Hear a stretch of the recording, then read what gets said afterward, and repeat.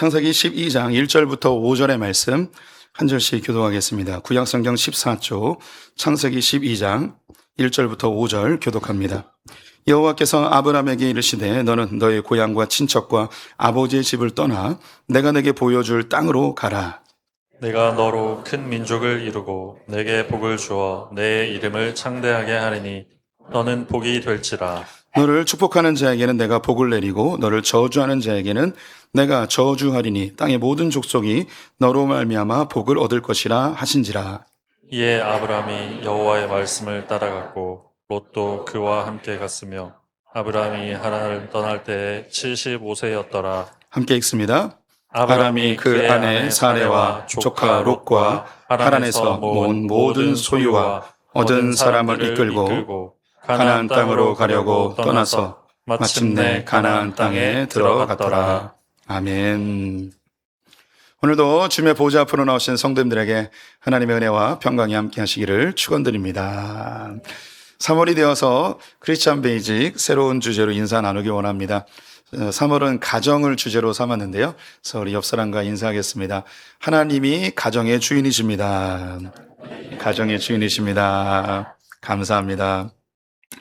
우리는 크리스찬 베이직이라는 주제로 말씀을 나누고 있는데요. 기독교 세계관을 살펴보고 있습니다. 기독교는 세상을 어떻게 바라보는가 4개의 주제로 이야기할 수 있는데 창조, 타락, 구속, 회복의 관점입니다. 하나님께서 이 세상을 멋지게 창조하셨죠. 풍성함을 누리도록 창조하셨는데 인간이 죄를 지음으로 타락하게 되어 우리는 현재 고통 가운데 살아가고 있습니다. 하나님은 이 세상을 너무너무 사랑하셔서 고통 가운데 있는 것을 그냥 놔둘 수 없어 이 모든 고난의 근원인 죄의 문제를 해결하기 위해 자기 아들 예수 그리스도를 이 땅에 보내시어 십자가에 죽게 하심으로 죄의 문제를 해결해 주셨습니다. 그래서 이 예수 그리스도로 인하여서 이 세상에 있는 모든 만물은 하나님이 원래 창조하셨던 그 만물의 충만함을 회복해 나가고 있습니다. 예수님께서 다시 오실 때 이 세상은 완벽하게 회복을 이루어 하나님의 그 에덴의 모습을 우리가 보게 될 것입니다. 예수를 믿는 자들, 예수를 영접하는 자들에게는 바로 이 회복의 역사가 일어나게 되는데요. 우리에게 가장 먼저 회복되길 원하는 부분이 있다면 우리에게 가장 소중한 우리 자신일 것입니다. 인류는 끊임없이 자기를 찾는 여정 속에 있어 왔습니다. 나는 누구인가? 나는 어디서 와서 어디로 가는가? 자기 자신을 찾으려는 애씀이 있었죠. 왜냐하면 자기가 누구인지 알 때 사람은 행복감과 기쁨을 누리게 되어 있습니다. 그런데 죄로 인하여 하나님과 단절되어진 인간은 진정한 자신이 누구인지 모르기 때문에 자기가 하고 있는 일을 통해서 자기의 정체성을 찾으려 하기도 하고요. 또 자기가 좋아하는 것, 자기가 원하는 것을 하면서 정체성을 찾으려 합니다. 하지만 이것은 매우 제한적입니다. 내가 하고 있는 일이 언제 중단될지 모르고 또 내가 하는 이 일이 내가 원하는 일이 아닐 때가 있습니다. 또한 더불어 내가 좋아하는 것, 내가 원하는 걸 한다고 할지라도 그 느낌이, 그 감정이 언제 변할지 모르기 때문에 매우 불안정한 유리하는 정체성 속에 살아가게 되지요. 사람들은 또 다른 것으로 정체성을 찾으려 하는데 오늘 그 정체성의 마지막이기도 합니다. 그것은 바로 소속감입니다. 사람은 어디에 소속되어 있느냐에 의하여서 자기의 정체성을 찾게 됩니다. 우리 성도님들도 어느 직장을 다니느냐에 의해서 자기가 규정이 되어지죠. 어느 학교를 다니느냐에 의해서 자기가 누군지 설명되어집니다. 우리 그런 말 있잖아요. 삼성맨 이런 말 있죠. 삼성을 다니면 자신이 삼성맨이라는 그런 정체성을 갖게 됩니다. 어느 대학을 다니는가 우리에게 중요한 정체성으로 작동되는 시대를 살아가고 있죠. 또 자기가 소속되어 있던 과거의 경험도 자기의 정체성을 설명해 줍니다. 어느 군대 다녀왔습니까? 뭐 이런 이야기. 또 고향이 어디입니까? 이런 이야기 다 여기에 해당되는 거죠. 또 신앙인들에게는 어느 교회를 다닙니까? 이 이야기가 또 우리의 정체성을 설명해 주기도 합니다. 정체성은 행복과 기쁨의 깊은 연관성이 있다고 말씀드렸죠. 우리는 더 큰 기쁨, 더 큰 행복을 누리고 싶은 그런 욕구가 있습니다. 그래서 소속감을 통하여서 우리가 기쁨과 행복을 누리길 원하는 사람들은 이 자기가 속해 있는 조직이나 공동체를 선택할 때 더 강한 공동체, 더 큰 공동체, 더 유명한 공동체를 자연스럽게 찾게 됩니다. 더 강하고 더 유명하고 더 큰 공동체 안에 들어있을 때 우리는 더 큰 기쁨, 더 큰 만족감, 더 큰 행복을 누린다고 생각하기 때문이죠. 하나님과 단절되어진 인간들은 하나님으로부터 공급되어지는 그 안정감을 잃어버렸습니다. 마치 부모님에게로부터 버림받거나 잃어버린 아이들이 그 불안정감 속에 사는 것처럼 하나님과 단절되어진 이 인간들은 하나님께로부터 오는 그 안정감이 없고 두려움과 불안 속에 살다 보니 아주 본능적으로 어떤 공동체와 조직 안에 소속되어서 그 안에서 안정감을, 평강을 누리고 싶은 욕구를 다 가지고 있죠. 그래서 이 세상 사람들은 어딘가에 소속되고 싶어 해요. 근데 현대 사회에서 그 은둔형 외톨이라고 있죠. 혼자서 살아가는 사람들이 있습니다. 이 사람들이 어느 공동체에 포함되고 싶지 않은 게 아니에요. 어느 공동체에 포함되고 싶었지만 그곳에서 소외되어지거나 버림받거나 상처를 받았을 때 또 다른 상처를 받을까봐 그 공동체 안으로 들어가지 못하죠. 이런 은둔형 외톨이들은 현실 세계에서 공동체 속에 소속되지 못하기 때문에 가상 세계에서 소속되는 경우들이 굉장히 많이 있습니다. 그래서 게임 동호회나 혹은 게임 속에서 자신들을 팀을 이루어서 그곳에서 소속감을 느끼는 사람들도 굉장히 많이 있죠. 이렇게 사람들은 안정감과 평강을 누리기 위하여 어떤 단체에 소속되고 싶은 욕구가 있는데 이 인간이 원하는 소속감이 가장 선명하게 드러나 있는 성경의 한 대표적인 사건이 있습니다. 그것이 바벨탑, 바벨성이지요. 노아의 홍수 이후에 노아의 후손 셈, 함, 야벳이 인류를 확장해 나가고 있었습니다. 그 가운데 함의 후손이었던 니물롯이라는 사람이 당시 걸출한 영웅이었는데요. 그는 오늘날의 이라크 시날 평지를 중심으로 나라를 세워 나라를 확장해 나가게 되었습니다. 이 나라는 너무나 거대한 제국을 이루게 되었고 인류 역사상 최초의 제국 고대 바벨 제국이 되었습니다. 이 바벨 제국에서 최초의 문명이 드러나게 되는데 이 문명을 우리는 세계사 시간 속에서 수메르 제국, 수메르 문명이라고 이야기를 하죠. 바로 이 니므롯을 통해서 그 수메르 문명이 나타나게 되었습니다. 우리가 그 바벨론의 바벨성에 대한 이야기를 하게 되면 온 세상 사람들이 다 한 곳에 모여서 살았을 것이라는 그런 그림이 그려지겠지만 그렇지는 않습니다. 성경을 보게 되면 신할 평지를 중심으로 해서 이 제국이 점점 확장되어지며 사람이 살고 있는 성읍들을 중심으로 나라가 형성되어집니다. 그래서 현재 터키 지방까지 이 수메르 제국이 확장되는데요. 그래서 이 바벨 제국이 만들어지는 곳마다 그 영역을 표시하는 바벨성과 그리고 바벨탑이 만들어지게 되었습니다. 그때 그들이 성과 탑을 지으며 했던 이야기가 성경에 기록되어 있는데요. 창세기 11장 4절 말씀 같이 읽어보도록 하겠습니다. 탑을 건설하여 그 탑 꼭대기를 하늘에 닿게 하여 우리 이름을 내고 온 지면에 흩어짐을 면하자 하였더니.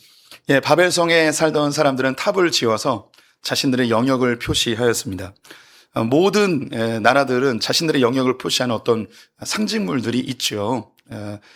이 바벨성 그리고 바벨탑이 그런 것이라고 보시면 되겠습니다. 같은 문명권 안에 있는 표식인 거죠.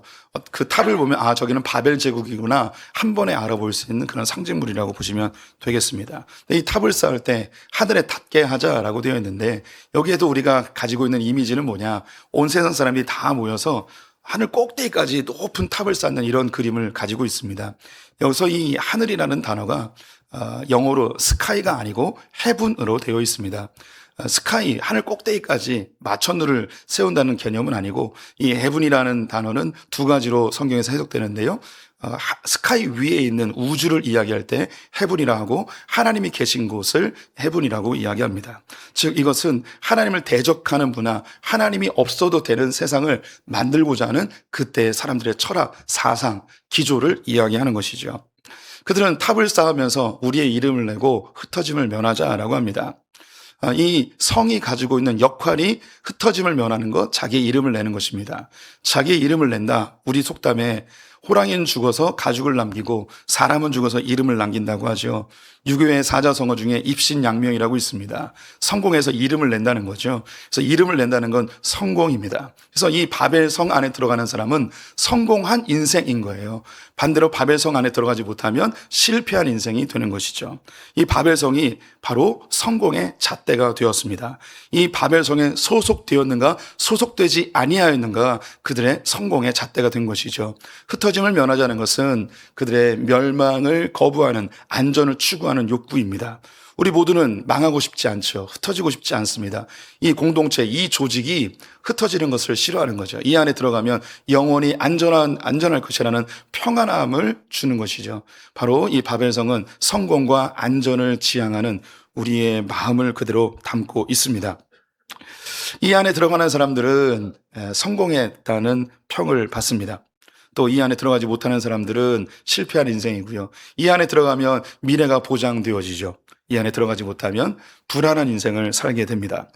신할 평지에서 시작되어진 이 바벨 제국이 점점점 확장되어서 당시 인류 전체를 아우르는 제국이 되었습니다. 이 당시 사람들은 그 성읍이 강제적이든 자발적이든 바벨성 안으로 편입되는 것을 간절히 원했겠죠. 왜냐하면 그 안에 들어가면 성공한 인생이고 그 안에 들어가면 미래가 보장되기 때문입니다. 이러한 바벨성의 성공과 안전의 이 가치관, 문화는 인류 역사 속에서 늘 이어져 왔습니다.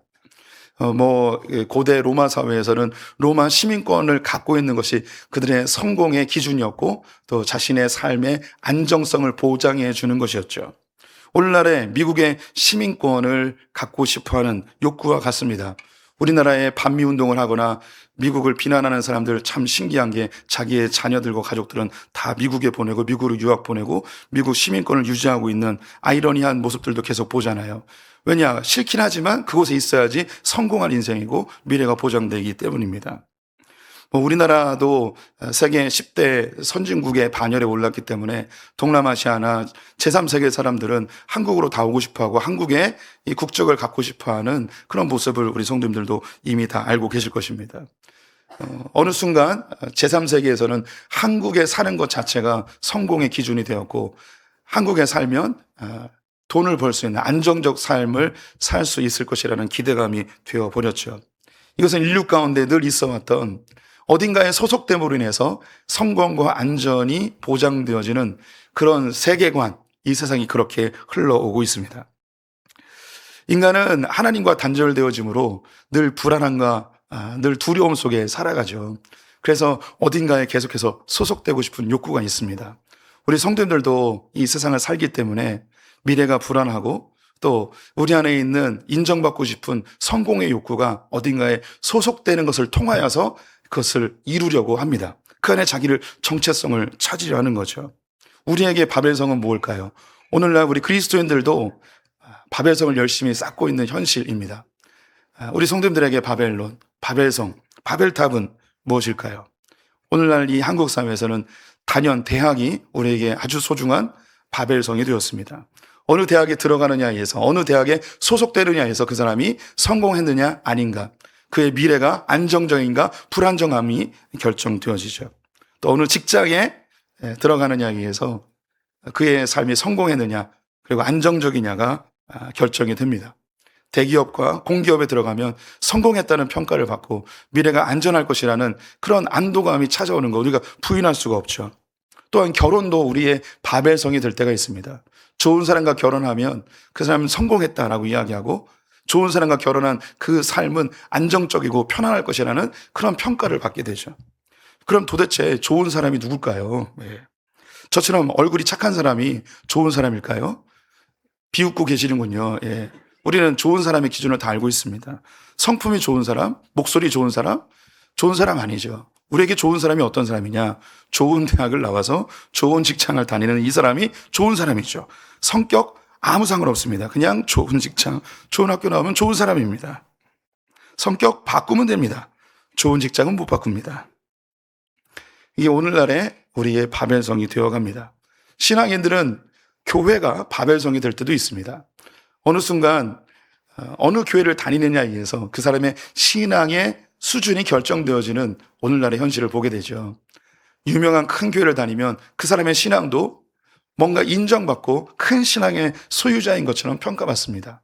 반대로 작은 개척교회를 다니면 그 사람의 신앙도 별 볼 일 없는 어린아이의 신앙처럼 여겨질 때가 있죠. 저는 목사이다 보니까 목사님들 모임이나 장로님들 모임에 자주 가곤 합니다. 목사님들도 교회가 크면요 어깨에 힘이 빡 들어가고 그리고 아주 당당하게 이야기도 하시고 사람도 만나요. 근데 작은 교회에는 뭔가 주눅 들어 있습니다. 우리 성도님들이 제 어깨가 왜 이렇게 말려 있는지 우리 성도님들이 그 상황을 이해해 주셔야 돼요. 저도 당당하고 싶어요. 근데 자꾸 움츠러지는 저의 모습을 보면서 저도 때로는 매우 참 인간적이다라는 생각이 듭니다. 장로님들도요, 이렇게 장로님들 모임에 가면 큰 교회 장로님들은요, 시선이 그 전방 90도를 바라보고 있습니다. 이렇게 다니시죠. 작은 교회 장로님들은 밑을 쳐다보고 뭔가 죄진 듯이 이렇게 다니는 모습을 보게 됩니다. 우리 교회에 하객동에 있을 때 한 10여 년 다녔던 여자 집사님이 계셨어요. 이 집사님이 교회를 꾸준히 너무 잘 다니는 거예요. 근데 등록을 안 하는 거예요. 그래서 몇 년이 지난 다음에 한번 여쭤봤어요. 왜 등록을 안 하시냐고. 이렇게 열심히 다니시는데. 이분이 내비게이토라는 선교단체 출신이셨는데 신앙이 참 견고하셨습니다. 근데 왜 등록을 안 하는가? 자기가 대학을 졸업하고 교회에 등록했는데 등록한 교회마다 문제가 생기고 깨지고 목사님이 쫓겨나고 이런 일이 발생했다는 거예요. 그래서 등록하면 얼마 있다가 그런 일이 발생한다는 거죠. 또 소풍교회 와서 교회를 등록하면 또 교회가 분란이 나고 목사님이 쫓겨날 것 같아서 등록을 못 하겠다는 거죠. 그분은 마지막까지 등록을 안 하셨어요. 그래서 무사하게 여기까지 교회가 올 수 있었어요. 그분은 한 10여 년 다니신 다음에 저 김포에 있는 그 북한 사역하는 그런 교회에 옮기셨어요. 아마 그곳에서도 등록 안 하고 다니셨을 것 같아요. 우리는 교회 안에서 그런 소속감을 느끼고 싶어하고 교회를 통하여 안정감을 느끼고 싶어합니다. 우리 교회 성도님들 오셔서 저에게 종종 하는 이야기가 목사님 소풍교회가 제 인생의 마지막 교회가 되었으면 좋겠습니다 라는 그런 고백을 합니다. 또 어떤 성도님들은 저에게 이런 얘기를 해요. 목사님 제발 사고 치지 말고 오래오래 사역해 주세요. 이런 이야기 하시죠. 그것은 뭐냐면 교회가 주는 이 소속감, 이걸 통하여서 안정감과 평안함이 있거든요. 이걸 놓치고 싶지 않은 거죠. 인간은요, 어디에 소속돼 있고 그 안에서 평안과 그리고 인정받는 거, 이런 것을 누리고 싶어하는 욕구를 다 가지고 있습니다. 그런데 성경에 보니 바벨론을 하나님께서 언어를 갈리어 하나님께서 심판하시는 장면이 나오게 됩니다. 당시 인류는 지금보다 훨씬 작은, 많이 잡아야 50만 명, 1000만 명 될 수 있을까요? 이 모든 사람이 다 바벨 제국 안에 속에서 그 안에서 평안하다 이야기하며 하나님을 찾지 않는 그 안에 소속감이 그들의 성공과 안정감이 되어지는 그런 세대 속에 하나님께서 언어를 가름으로 바벨성을 하나님께서 심판하여 갈라버리게 되었습니다. 이것은 이 세상에서 주는 소속감이 우리에게 영원한 평안과 안정을 줄 수 없다는 것을 보여주는 장면이지요. 우리 성도님들도 그렇습니다. 다녔던 직장이 나에게 영원한 평안함과 소속감을 주는 안전적인 직장이라고 생각하겠지만 그 직장이 어느 순간 사라져버리고 아니면 내가 원치 않았는데 나를 밀어내는 경우도 있죠. 제 동생이 제약회사를 다니는데 작년 연말에 회사 전체에 공지가 올라왔대요. 희망 퇴직자를 신청받는다는 거예요. 그 연령이 79년생까지. 지금 전국적으로 모든 회사들이 70년생들을 희망퇴직자로 몰아내고 있습니다. 제 동생이 다행히 80년생이에요. 그래서 자기는 대상이 안 됐다고 굉장히 안도의 한숨을 짓고 있지만 그 역시 4, 5년이 지나면 분명히 희망퇴직의 대상자가 되겠죠. 우리에게 소속감을 줬던 직장이 우리에게 영원한 정체성이 되지는 못합니다. 또한 우리 성도들이 가지고 있는 대학 졸업장이 취직의 보증수표가 되지 않는 세상에 이미 살아가고 있고요. 작년 연말에 600여 명의 공인회계사들이 시위를 하는 뉴스를 보았습니다. 미지정 회계사라고 하더군요. 우리나라 주요 국가고시 중에 하나인 회계사 시험을 합격하는 우리나라 상위 1%에 해당되는 사람들이 갈 직장이 없어서 시위를 벌이고 있는 모습. 그 고시만 합격하면 내 인생은 피겠구나, 성공했구나, 안정적이겠구나라고 생각했는데 갈 직장이 없는 현실 속에서 안타까워하는 그들을 보게 되었습니다. 우리가 또 나에게 안정감을 주고 소속감을 줬던 교회도 어느 순간 한순간에 물거품이 될 수 있는 것이 우리의 현실이죠. 우리가 이 땅에 있는 것으로 소속감을 얻는 것, 바벨성을 통하여서 하나님은 다 물거품에 불과하다고 이야기를 하고 있습니다. 하나님이 이렇게 성공과 안전을 통하여 바벨성을 쌓으며 바벨탑을 쌓으며 정체성을 가지려는 그 세계 속에서 하나님이 한 돌을 뜯어내십니다. 그리고 하나님께서 이 돌을 새로운 곳으로 옮기십니다. 그 뜯어낸 돌이 누구냐면 바로 아브라함이라는 사람입니다. 제가 이 뜯어냈다라고 이야기하죠. 옛날 개약 한글판에 이것을 뜨인 돌이라고 이야기합니다. 뜨인 돌이 물에 둥둥 떠다니는 돌이 아니고 뜯어낸 돌이라는 뜻입니다. 개역 개정판에서는 손대지 않은 돌이라고 번역을 했는데요. 이게 어떤 의미냐면 성을 지을 때 돌이 필요하죠. 그래서 살에서 돌을 뜯어냅니다. 각을 떠서 뜯어내죠. 이 뜯어낸 돌을 성에 가져와서 거기에 딱 맞는 돌의 크기로 정으로 쪼개서 그 안에 집어넣죠. 그래서 이 뜯어낸 돌은 원석이에요. 아직 손대지 않은 돌이죠. 이 바벨성에서 성공과 안전을 추구하는 이 바벨성에서 돌 하나를 뜯어내서 하나님이 인도해 가시는데 그것이 가나안 땅이었고 아브라함이었습니다. 성경으로 확인해 볼까요? 오늘 본문 1절과 2절 같이 읽어보겠습니다. 여호와께서 아브라함에게 이르시되 너는 너의 고향과 친척과 아버지의 집을 떠나 내가 네게 보여줄 땅으로 가라. 내가 너로 큰 민족을 이루고 내게 복을 주어 내 이름을 창대하게 하리니 너는 복이 될지라. 하나님이 아브라함을 뜯어내십니다. 갈대우르 바벨론의 그 핵심 도시에서 살고 있었던 그 아브라함을 뜯어내서 하나님이 갈 바를 알지 못하는 하나님이 인도하시는 곳으로 그를 가게 하십니다. 그것은 가나안이었습니다. 이곳에서 하나님이 바벨성에서 뜯어낸 이 돌로 그럼 뭘 하리길 원하셨는가? 이 바벨성을 영어로 City of Babel이라고 이야기합니다. 이 돌을 뜯어서 뭘 만드시는가? 하나님의 도성 City of God을 만드십니다. 성공과 안전을 통하여 자기의 정체성을 찾으려 했던 이 세계 속에서 하나님의 백성 최초의 벽돌을 뜯어내어 하나님이 그들의 정체성이 되어지는 하나님의 도성을 만들게 된 것이죠. 그런데 놀랍게도 하나님께서는 이 가나안 땅에 인도한 아브라함에게 땅을 전혀 주지 않으십니다. 그에게 허락되어진 땅은 딱 하나였는데 자기 아내를 위한 막벨라 굴이었습니다. 자기가 가진 땅이 없으니 이 아브라함은 유리하는 삶을 살 수밖에 없죠. 즉 돌아다녀야 됩니다. 그래서 그의 직업은 뭐가 되냐면 유목민이 되죠. 그래서 그의 아들 이삭, 그의 손자 야곱까지 다 땅이 없는 유목민의 삶을 살게 됩니다. 유목민의 특징은 성을 쌓지 못합니다. 언제든지 움직여야 하기 때문이죠. 이 아브라함에게는 눈에 보이는 성을 쌓지 않게 하십니다. 그 성 안에서 소속되어 성공과 안전을 추구하는 그 문화를 완전히 배격한 보이지 않는 하나님의 나라, 하나님의 도성을 짓는 새로운 삶의 그 첫 번째 돌로 아브라함을 가지고 오게 된 것이죠. 성경은 우리가 모두 그리스도인들이 아브라함의 후손이라고 이야기하고 있습니다. 우리는 이 세상에 성공과 안전을 추구하며 자기의 정체성으로 삼으려 하는 이 세상 속에서 우리를 끄집어내셔서 우리를 또 다른 하나님 나라의 도성의 벽돌을 뜯어내셔서 우리로 하여금 보이지 않는 하나님의 나라 이 안에서 참된 소속감, 참된 정체성을 살아가도록 우리를 불러내셨습니다. 우리는 이제 더 이상 눈에 보이는 바벨성을 쌓는 자들이 아니고 눈에 보이지 않는 하나님의 도성을 쌓는 자들이 되었습니다. 그렇다고 해서 좋은 직장, 좋은 대학, 그리고 안정적인 삶과 좋은 사람과의 결혼이 필요 없다는 게 아닙니다. 이것은 우리의 목표가 아니고 우리의 기쁨의 요소이고 하나님이 선물로 주시는 보너스입니다. 우리는 하나님의 나라, 하나님의 도성, 하나님의 영광을 위해 살아갈 때에 어떤 사람들에게는 좋은 직장을 선물로 주어질 수도 있습니다. 재정을 선물로 줄 수도 있고 좋은 대학을 선물로 줄 수도 있습니다.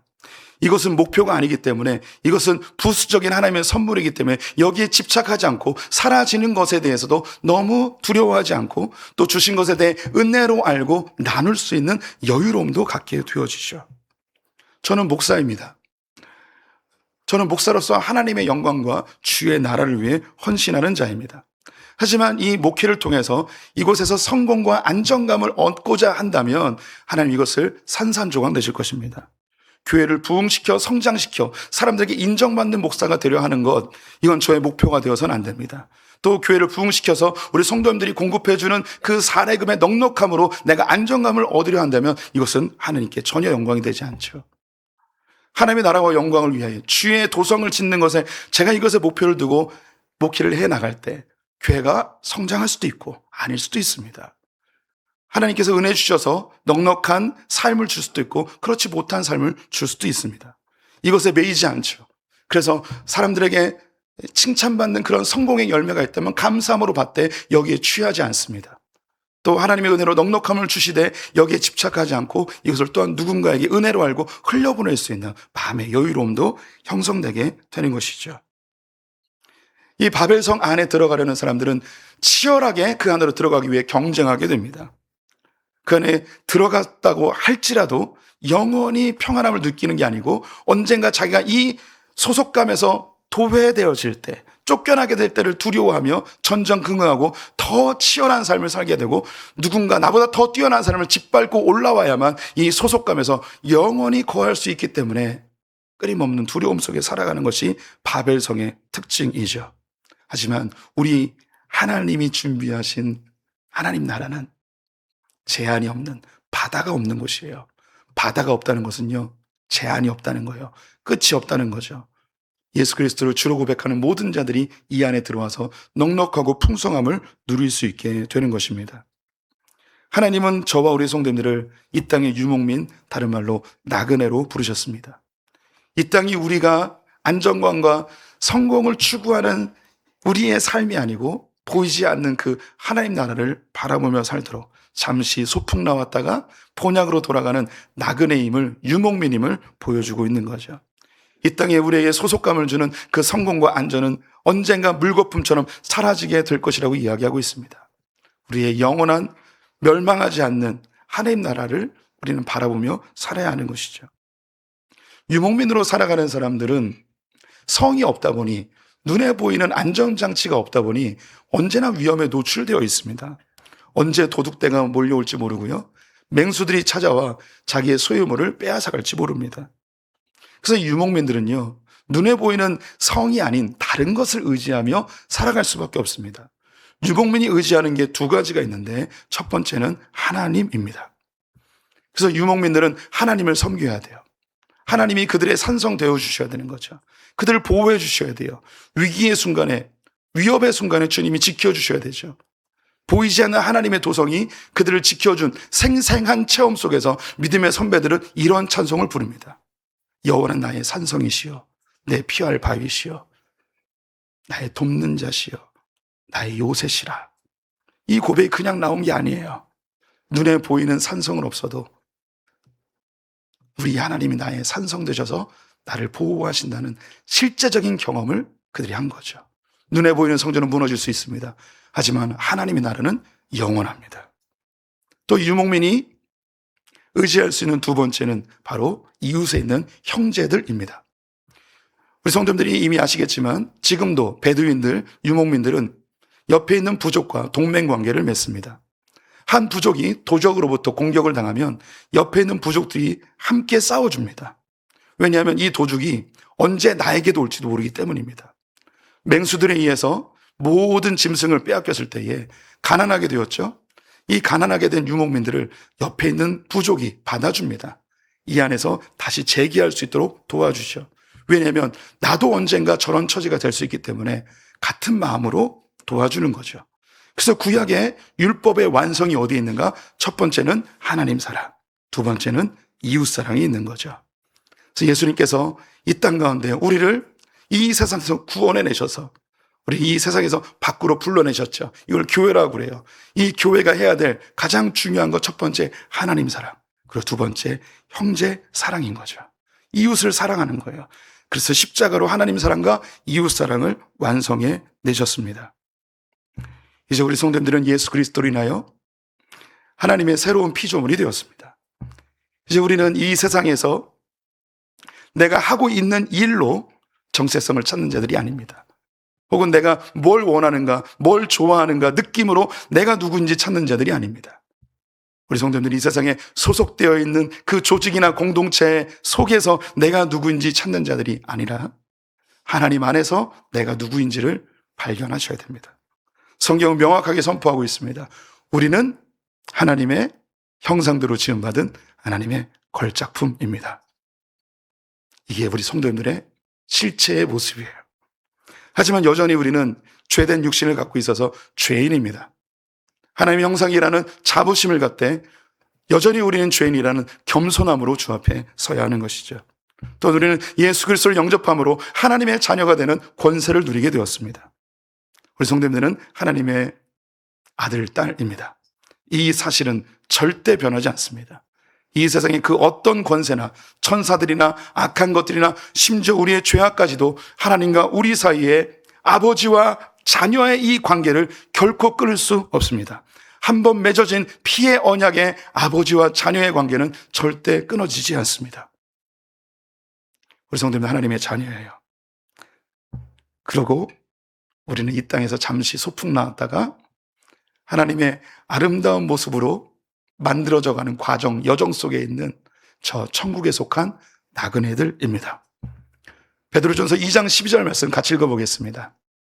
사랑하는 자들아, 거류민과 나그네 같은 너희를 권하노니 영혼을 거슬러 싸우는 육체의 정욕을 제어하라. 우리는 이 땅을 잠시 스쳐 지나가는 거류민, 유목민들이고 나그네입니다. 우리의 본향은 천국에 있습니다. 그래서 이 땅에서 살 때에 육체의 정욕을 제어해야 합니다. 제어한다는 것은 제거하는 게 아니고 컨트롤하는 거예요. 잘 다스리는 거죠. 육체의 정욕이라 하면 먼저 성욕이 떠오르시겠지만 이 땅을 살면서 하나님과 멀어지게 하고 하나님 없이도 될 거라고 생각하는 이 땅의 모든 우리의 욕구를 육체의 정욕이라고 이야기합니다. 내가 이를 통하여서 나를 찾으려 하는 것, 내가 좋아하는 것을 함으로 나를 찾으려 하는 것, 어떤 곳에 소속됨으로 나를 찾으려는 이 모든 것이 육체의 정욕이죠. 필요 없다는 게 아닙니다. 우리의 일을 통해서 우리는 기쁨을 얻습니다. 내가 좋아하는 걸 하면서 행복감을 느낍니다. 내가 안정적인 공동체 안에 소속됨으로 우리는 평안함을 누리게 되죠. 필요 없는 거 아니에요. 하지만 이건 우리의 목표가 아니에요. 이건 우리가 누려야 될 것들이고 우리의 진짜 목표는 저 하늘나라 주님 나라입니다. 하나님께서 우리 성도님들을 이 세상에서 건져내셨습니다. 우리가 나그네의 정체성을 가지고 우리의 본향된 하나님 나라로 가야 할 것입니다. 우리는 그 길을 알지 못합니다. 아브라함이 알지 못하는 길을 가고서 하나님의 복의 근원이 된 것처럼 우리가 우리의 여정을 알지 못하지만 분명한 거 주님께서 우리를 정금같이 단련하셔서 아름다운 신부로 보석으로 완성하여 저 천국에서 우리를 맞이해 주실 것입니다. 우리 함께 찬양하겠습니다.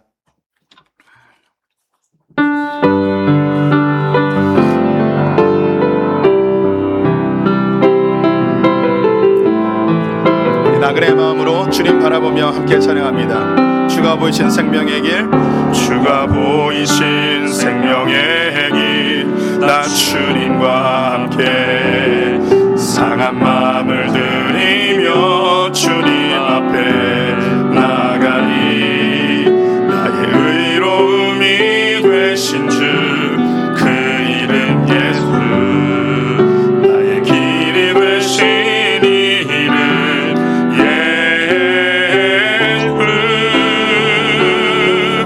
나의 길 오직 그가 하시나니. 나를 단련하신